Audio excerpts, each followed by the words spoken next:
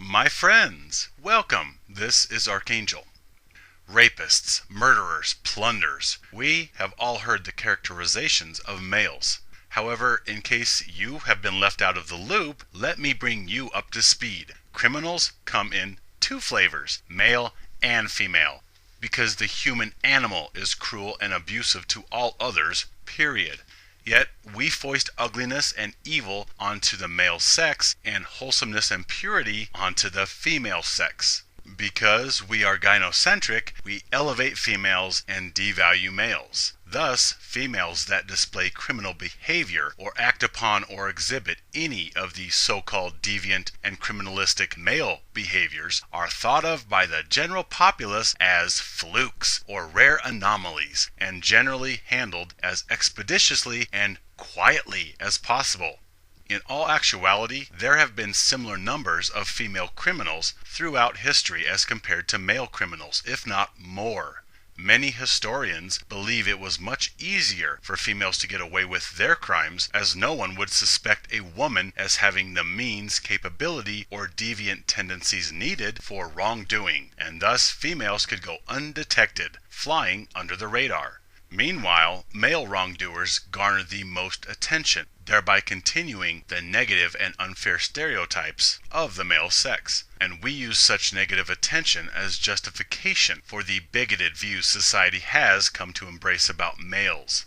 Wait, what about all the good males do, which far outshines any negativity wrought by any selfish members? Well, it harkens to the old idea that you can do 1,000 things right, but most will remember the one thing you did wrong. Now, just raise that up a level or two, in this case to the arena of sex. 1,000,000 men can do 1,000,000 good deeds, but a few self-centered bad apples do a few bad deeds or display bad behavior, and all males are branded as a result. Because the bad apples are the examples that most will remember and use to look upon and judge the male sex as a whole. It doesn't matter that the overwhelming majority of males in the world are not, nor have they ever been, criminal offenders. That doesn't matter. People still need old reliable, scapus gotus malus, men, to which they can assign all blame for all the unpleasantness in the world. Though males are harnessed with the reputation of being harmful and destructive, females are perhaps more harmful and destructive, though the methods of operation may differ somewhat. For example, men that intend trespass against others oftentimes just flat-out assault or attack with nothing subtle about it, as their physical strength supports this method. Many females, on the other hand, who aren't Laura Croft or Aeon Flux, they may seek the same goal, only they may use manipulation tactics to affect the same result. You see, both sexes sport membership numbers who are cold, calculating, selfish, and greedy. It's simply a matter of different tactics. Whether a male flat out steals and robs someone of their money, or a female misleads and manipulates someone out of their money, both have the same intent and lead to the same ends, and both are just as malicious of intent. Now, of course, the opposite will point their fingers at the other sex and claim that their method for criminality is worse. Females will argue that the male's method, which involves violence, is more traumatic and therefore more reprehensible. I could argue the opposite, that women are more vicious by using deceitful manipulation as a primary method, as it demonstrates deeper malice of forethought, evidenced by elaborate premeditative planning rather than hasty impulse. For instance, slow poisoning, which has been a method of homicide traditionally favored by women, according to historians, has been said to be more heinous than a violent male attack, which results in murder, for the simple fact that poisoning is prolonged. It is prolonged suffering, misery, and deterioration. The murderer, or in this context, the murderess, chooses to murder over and over again each time poison is introduced to the victim, which demonstrates continual, sober, extensive premeditation devoid of remorse. It shows dedication to that murder time and time again. Just like poisoning, so too does utility, manipulation, and usurpation slowly suck a male dry. Hence, gynocentrism is a crime. it compels the abuse of half the human race. Now, a crime is a crime is a crime, but it is the method in which the criminal executes that crime which tells so much about the person's inner workings, whether it be a full frontal attack by males or sly manipulation by females. The bottom line here is that females are just as criminal and scandalous as males, in fact, perhaps more so. Naysayers and detractors may whip out all kind of statistics to elucidate contentions that males are indeed more criminal than females. Sure, you could regale people with statistics and figures on incarceration, numbers on violent crimes such as murder, rape, assault, or battery, numbers on fraud and theft, numbers on felonies and misdemeanors, populations of penal institutions, males versus females, etc. However, you merely point out our gynocentrism. We throw the book at males with a roach clip in their ashtray, but we let females off the hook for everything from murder to battery to trafficking. Yet how many females throughout history and still today have gotten away with any and all manner of crime or deceitful misdeeds simply because they were never even suspected or investigated by virtue of the fact that they were female? Furthermore, how many were simply dismissed because they were female? And everybody knows females are good. I'll bet the numbers are so much higher than anyone realizes. Yet, when someone says criminal, which sex pops into your mind first? I'll bet my tax refund it's not females. Moreover, we infantilize females to the point that we remove responsibility from them, and thus they are free to offend others with impunity. I have addressed this before, and I will again, because it is crucially relevant to recognizing male devaluation, and that is the acceptance of female trespass onto others. Society finds it acceptable for women to put their hands on males, to hit, smack, throw objects at them, etc., while males are raised to stoically take such punishment without retaliation. Females perpetrate as much domestic violence as males, and I posit that if every case was actually brought to light, that females would easily take the lead in statistics 2 or 3 times over, because we live in a society that justifies females putting their hands on males all day long. In fact, females are encouraged to abuse males. They get high fives and "you go girl" from other females, and males will soak up female battery and laugh at, even restrain other males for females to abuse. Yes, believe it. Still, scrutinizing men who have victimized women usually takes priority and spotlight, while the victimization of men by women is seldom, if ever, discussed or taken seriously. It's often laughed away. Reality is, both sexes perpetrate fouls against the other. Whether a man forces himself on a female sexually against her will, or whether females force objects, such as phones or dishes, to strike a male against his will, the point is both sexes indulge in violations against the other. You can try and classify one as egregious and one as not a big deal. Assault is much worse than an angry girlfriend tossing a phone book at her annoying boyfriend's head, right? Any and all violations cause damage, whether it be physical, psychological, or emotional. Splitting hairs does not mitigate any mistreatment, nor does it lessen one form of abuse in comparison to others. None are acceptable. Still, I hypothesize that many male slights are reactive to a female's proactive trespasses, meaning females abuse and manipulate males, then males get angry and strike back at the female. The instances of domestic violence against men by women has taken a sharp increase in recent years, and the majority of them still don't get reported, nor taken seriously even if they are. Men feel they won't be believed, or worse, that they'll be laughed at and looked down upon as weak for even reporting such abuses. And guess what? In most instances, they would be right. Many males would not be taken seriously, while others would be ridiculed.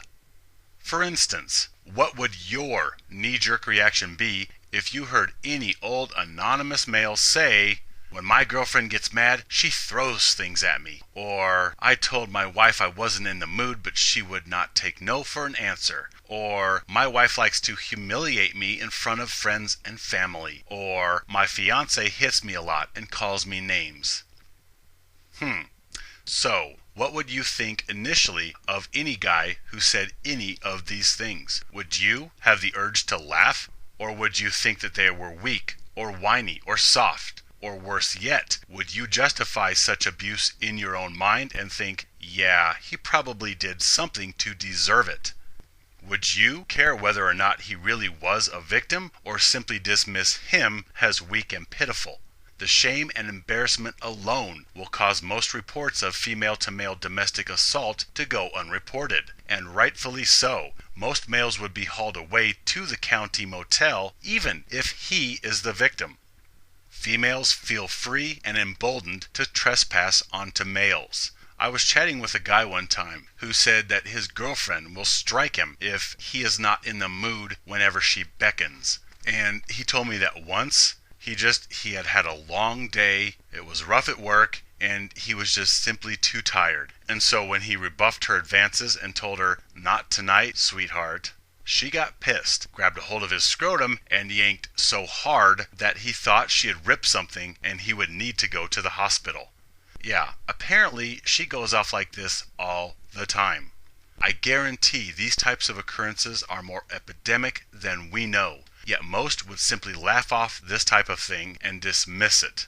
Now, of course we know if the reverse were true and he had wanted to do her, yet she was not in the mood, and had he grabbed a hold of a boob or a flap of labial skin and yanked it for all he was worth just because she wouldn't give it up, there would most likely have been charges involved. Seriously, folks, domestic abuse by female victimizers is much higher than anyone realizes. Females verbally, physically, and mentally abuse males with an attitude of entitlement, and males sit on their hands and endure it because chivalry compels them to never, never, never, ever touch a woman. Males also realize that if the fuzz were called, they will either not be believed or they will be the ones hauled off. Moreover, people will mercilessly and ceaselessly mock the male if word got out that he was enduring abuse at the hands of a female, a tender little flower petal. Now, as it happens, I live in a town that houses the state's female penal institution, though many citizens of this town are not even aware of this, because we like to handle gyno criminals quietly. And fortuitously, I just happen to know a few lieutenants that work at the female prison, and they have regaled me with stories of goings-on there. Furthermore, I used to work at a recycling place where trustees would deliver their recyclables. As such, I have learned quite a lot from the COs as well as from the trustees, and I have heard many provocative things, though nothing really surprises me, as I already know females to be quite capable and disposed to criminality. Just the other day, he told me people have no idea what females are capable of. Everybody thinks females are so sweet and innocent. What a crock. I've seen it all. Or, I posited, people don't want to know what females are capable of. They choose to believe that their angel gender is pure and virtuous, especially mommies. They have the purest of pure intentions towards others, because they're mothers. So we continue to blame males for everything. He rolled his eyes and says, "Yeah, the general population is full of mothers. I guess nobody told them." Moreover, he told me, "You wouldn't believe how many females are in for rape." That one caught me off guard. Rape? Really? "Oh, you have no idea," was his reply. "Statutory, rape of males, rape of females, molestation of children, etc." Yes, rape of males, you heard right. Apparently you slip a triple dose of Viagra along with roofies in a drink, then ride a male against his consent when he cannot control his erection. So yes, females do sexually violate others. Rape is not a male-only franchise. In fact, the other day I saw the headline of our local paper, which I rarely even look at. Yet front and center on page 1 of this gynocentric, infantilizing females traditionalist publication was a headline about a female coach charged with sexual molestation of students that she coached. Yes, believe it. Anyhow, both lieutenants of the female prison admit the gynocentrism of society. They say their facility is maybe a fifth of the size of a standard male facility. Both have seen firsthand the lesser sentences females get juxtaposed with the male equivalent. Both have seen females walk on trafficking or assault or fraud and embezzlement charges, whereas males got harsh, even unreasonable sentences for the same things. Even still, a few females fall through the gynocentric safety net and end up in their facility.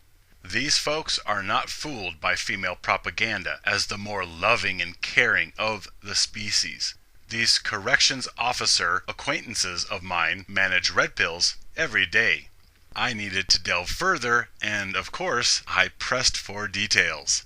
Suffice it to say, there are females incarcerated for everything from poisoning the whole family and setting the house on fire to chopping up a guy with an electric bread slicer, which must have been pretty tough going. My bread slicer has trouble making headway through whole wheat bread.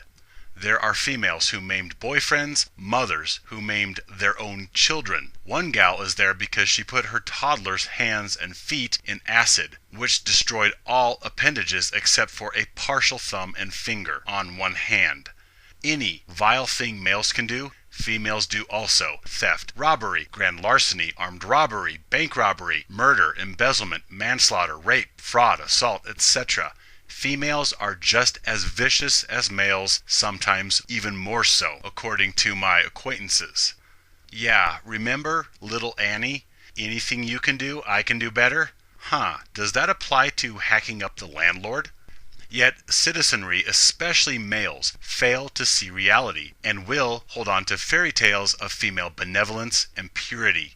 I am told of how many female inmates have males writing to them and sending them money. At any one particular point, a female may be corresponding with a dozen males who think that she is innocent, or that these females took the fall for some loser boyfriend when he got popped with meth. The correspondence females get is staggering, apparently. However, why would females get so much attention, so much correspondence?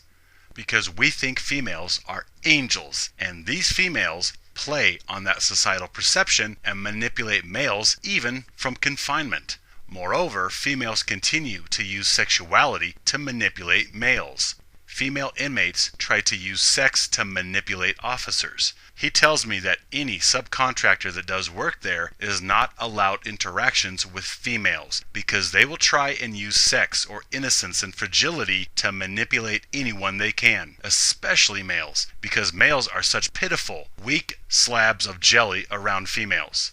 And apparently there is a higher than normal turnover rate because new male officers will succumb to female inmates and sleep with them, which causes the man to be fired, prosecuted, and he will have to register as a sex offender for the rest of his life, simply for sexual relations with a female inmate, who are pretty much hideous to begin with.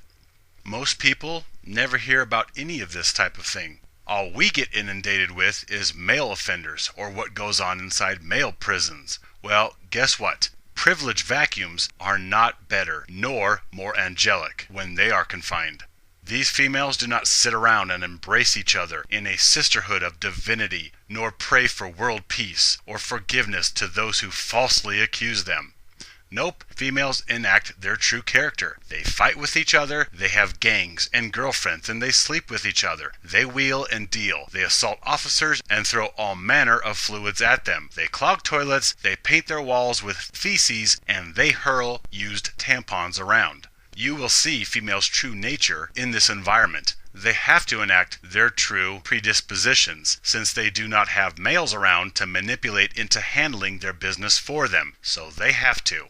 Females prey on their reputations as wholesome angels and tug at the heartstrings of others. And males will white knight even for killers and rapists. And males will go on to decry female punishment. One lieutenant told me that he was out to lunch with a friend one time and they were discussing the female inmates, to which this guy exclaimed, "Oh, that's terrible. Women shouldn't be in prison." Then my friend pointed out some of their offenses, To which the guy simply retorts, well, it's not their fault. They must have hooked up with a bad guy somewhere along the line. Oh my good hell, are you kidding me with this guy? Yeah.